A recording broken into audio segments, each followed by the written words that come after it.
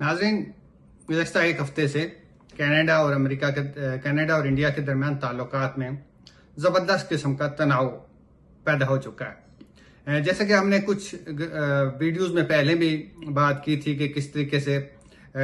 India के ऊपर ये इल्ज़ाम लगाया गया था कि उसने खालिस्तान के एक हामी शख्सियत जो है उनको कनाडा में उसको हिट करवाया था और उनका कत्ल वैनकूवर में हुआ था। उस पर बहुत मुजाहरे हुए, बड़ा एहतजाज हुआ, लेकिन जैसे कहते हैं हम पाकिस्तान में कहते हैं कि जी मट्टी पाओ, तो वैसा ही कुछ मामला हुआ था। लेकिन फिर अचानक जो है एक हफ्ता पहले जो है कनाडा के प्राइम मिनिस्टर ने कैनेडियन पार्लियामेंट में जाके बड़े एतमाद के साथ और बहुत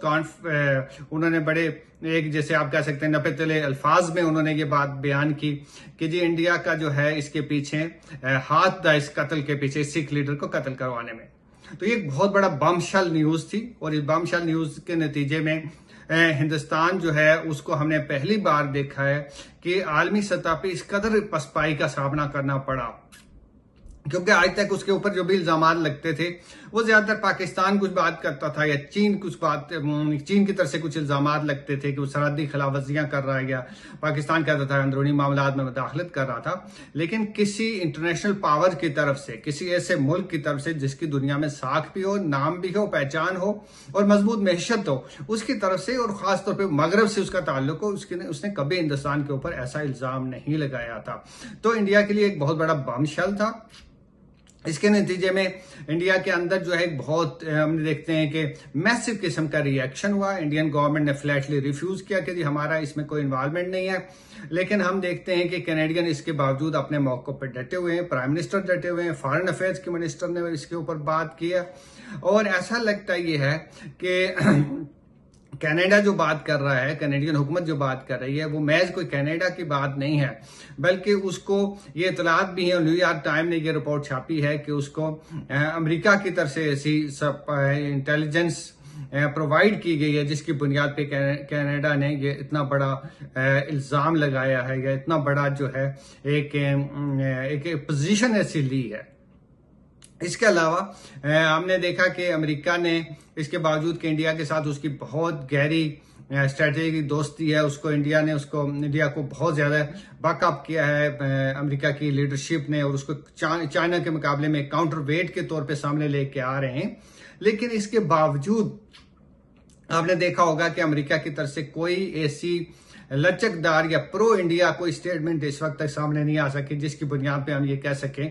कि शायद इंडिया को इस सारे मसले से, इस झंझट से निकलने में आसानी हो गया। हमने देखा कि अमेरिका भी कह रहा है, बरतानिया भी कह रहा है, ऑस्ट्रेलिया भी कह रहा है, न्यूजीलैंड भी कह रहा है, सारे ममालिक यही कह रहे हैं,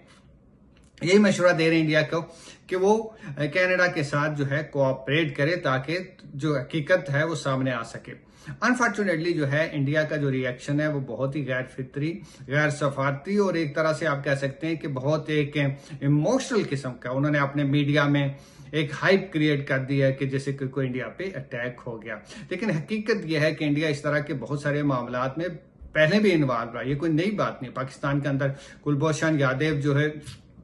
जो इंडियन नेवी के एक सीनियर जो एहलकार थे वो पकड़े गए, बहुत सारे बलोचों के साथ उनके ताल्लुकात पकड़े गए। इसी तरह अफगानिस्तान की सरजमीन से होकर उन्होंने पाकिस्तान के अंदर मुसलसल मुदाखलत की है। कश्मीर में बेशुमार लोगों के एक्स्ट्रा जुडिशल किलिंग्स हुई हैं, जिसमें ह्यूमन राइट्स एक्टिविस्ट जलील अंद्राबी जैसे लोग भी शामिल हैं और उनके कातिल को भी जो है इंडिया की तरफ से ये बहुत सारी ऐसी रिपोर्ट छपी थी कि उन्हें कनाडा में भेजा गया ताकि वो लोकल जो जुडिशल उनके खिलाफ जो अदालत में जो केस जारी था चल रहे थे उनसे छुटकारा हासिल कर सकें। तो बाद में फिर कैनेडियन गवर्नमेंट की बहुत उसको शर्मिंदगी उठाना पड़ी। जब इस बात का इंकशाफ हुआ तो उन्होंने उसके खिलाफ इकदाम किए। तो मैं कहना ये पॉइंट मेरा ये है कि ये कोई नई बात नहीं थी। खुद इंडिया के जो नेशनल सिक्योरिटी एडवाइजर हैं अजीत डोवल, वो बार बार ये कहते रहे हैं कि हम बहुत अग्रेसिव जो है वो डिप्लोमेसी भी ही नहीं करेंगे बल्कि हम काउंटर इंटेलिजेंस के ऐसे ऑपरेशंस करेंगे, कोविड ऑपरेशंस करेंगे कि जिसके नतीजे में जो है दुनिया को इंडिया की ताकत का अंदाजा होगा। उनको शय बहुत ज्यादा मिली जब उन्होंने बालाकोट में हमला किया, पाकिस्तान में कुछ अटैक्स किए। पाकिस्तान में हमने BBC की भी एक रिपोर्ट आई थी कि काफी सारे लोग जो हैं जो माजी में कभी कश्मीर के हवाले से सरगर्म रहे उनको भी टारगेट किया गया। तो इस तरह से इंडिया को एक बहुत ज्यादा कॉन्फिडेंस हुआ कि वो ऐसा कर सकते हैं। कुछ अर्सा पहले जो है इंग्लैंड के अंदर भी एक सिख लीडर मारे गए थे, एक लीडर जो है उनके पाकिस्तान के अंदर भी मारे गए थे। तो इस तरह से इंडिया को ये लग रहा था कि शायद बजायर ऐसा लग रहा था उनको कि ये जी बहुत हम कामयाब हो रहे हैं और दुनिया के हम किसी तरह से हमें कोई अकाउंटेबल नहीं बना सकता। फिर ये कि इंडिया की इजराइल के साथ भी बड़ी गहरी दोस्ती है और इजराइल ने भी इस तरह के बड़े खुफिया ऑपरेशन किए हैं बड़े सोफिस्टिकेटेड तरीके से।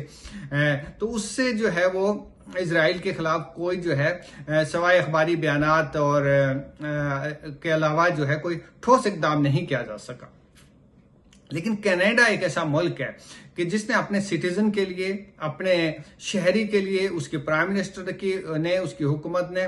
तमाम तर माशी मफादात, स्ट्रेटेजिक जो है एक रिलेशनशिप और फिर जैसे कि मगरब की सोच है कि चीन के खिलाफ इसको इस्तेमाल करेंगे, उस सब में एक बराबर का शराकतदार होने के बावजूद भी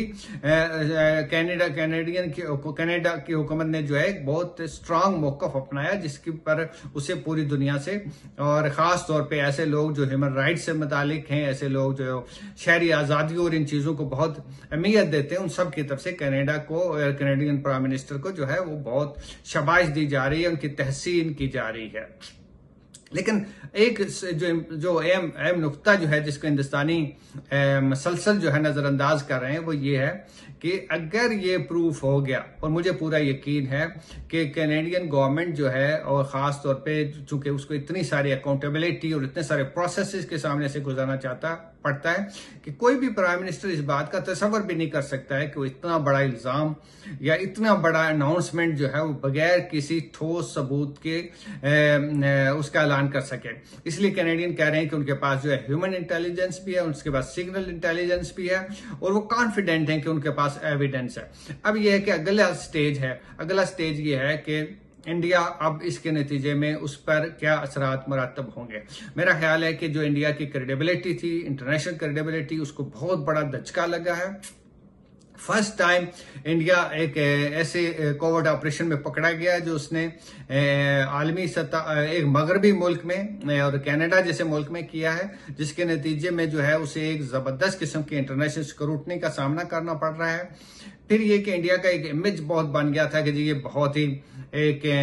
ऐसा मुल्क है जो बड़ा ट्रांसपेरेंट है, जमहूरी है और ख़ास तौर पे जो है पिछले चंद सालों में इसके बावजूद कि नरेंद्र मोदी साहब जो वजीर आज़म है उनका कोई अपना ट्रैक रिकॉर्ड जो है ऐसा ह्यूमन राइट्स के हवाले से, शहरी आज़ादियों के हवाले से कोई ऐसा नहीं है, वो दागदार है बल्कि कहना चाहिए। तो इसके बावजूद जो है उन्हें बहुत ज़्यादा सपोर्ट मिला था। लेकिन अब फर्स्ट टाइम मैं देख रहा हूँ कि इकोनॉमिस्ट ने मसलसल जो है दूसरी बार जो है इस पे स्टोरी की है इसी मसले के ऊपर, और फिर इस न्यूयॉर्क टाइम 2-3 स्टोरीज कर चुका है, वाशिंगटन पोस्ट स्टोरीज कर चुका है। तो इंडिया को एक इंटरनेशनल स्क्रूटनी का सामना करना पड़ेगा, उसको अकाउंटेबल होना पड़ा है। ये फर्स्ट टाइम ऐसा हो रहा है और मैं समझता हूं कि ये एक बड़ी अच्छी बात है। सेकेंडली जो है इस इकदाम की वजह से, इस सिख लीडर के मारे जाने की वजह से पूरी दुनिया में जो आज की खासतौर पर नस्ल है उसको कुछ मालूम नहीं कि खालिस्तान की मूवमेंट क्या थी, क्या माजी में क्या वाकयात हुए, किस तरीके से इसको क्रश किया गया या किस तरीके से इसका उबार हुआ, और या सिखों की क्या एस्पिरेशन थी, उनकी आइडेंटिटी के बारे में क्या एस्पिरेशन थी, एक अलग होमलैंड बनाने के बारे में क्या एस्पिरेशन थी, कोई नहीं जानता था। लेकिन अब पूरी दुनिया में मैं समझता हूं कि इंडिया की जो ये इकदाम है उसकी वजह से ग्लोबल इंटरनेशनल मीडिया में, नेशनल मीडिया में जबरदस्त डिबेट खालिस्तान के ऊपर हो रही है। तो ये एक तरह से खुद जो है हिंदुस्तान ने इसको खालिस्तान को ग्लोबलाइज इंटरनेशनल डिस्कोर्स में बदल दिया है। आप देखिए दुनिया का कोई अखबार, कोई टीवी चैनल, सोशल मीडिया, कोई वेबसाइट ऐसी नहीं है जहां ये मसला जेर बहस न हो। रिएक्शन में हिंदुस्तान के अंदर भी जो है सिखों के खिलाफ बहुत सारे इकदाम इंडिया मुसलसल करता जा रहा है। बहुत सारे लोगों की जमीनें, जायदादें उनको क्रुक कर दिया गया है, तो उससे भी और ज्यादा रिएक्शन पैदा होगा। और ये जो डायस्पोरा है, जो सिख डायस्पोरा को मैं देखता हूँ वेस्ट में, तो बहुत मुतारिक है, वाइब्रेंट है, और वो इस तरह के इकदाम से दबने वाले नहीं। अगले चंद हफ्ते जो है वो बड़े अहम है, क्योंकि इस दौरान जो है कनाडा की तरफ से जो इल्जाम आया है उसके ठोस सबूत के तौर पे बहुत सारी चीजें हमारे सामने आएंगी, और उससे अंदाजा होगा कि इंडिया के और वेस्ट के जो ताल्लुकात हैं मगरब के और खासतौर पे अमेरिका के, वो क्या शक्ल अख्तियार करते हैं। मैं ये नहीं कह रहा कि इसके नतीजे में मगरब के साथ इंडिया के ताल्लुकात जो हैं वो खत्म हो जाएंगे, लेकिन इनको बहुत बड़ा दचका लगा। आप समझें कि एक बहुत बड़ा डेंट पड़ा है। ये वैसा ही डेंट है जैसे पाकिस्तान में एबटाबाद में जब ओसामा बिन लादेन पकड़ा गया था, तो उसके बाद जो है पाकिस्तान की एक दुनिया में जिस तरीके से उसकी एक छवि, उसकी तस्वीर बनी थी, वैसी इंडिया की एक इस दफा बनी है। तो देखते हैं कि अगले चंद हफ्तों में क्या चीज, किस तरह से सूरत हाल अनफोल्ड होती है हमारे सामने। हमारे साथ राब्ते में रहिए, हमारा ये चैनल देखते रहिए। इस मौजू पे हम अगले हफ्ते में फिर आपसे मुलाकात करेंगे।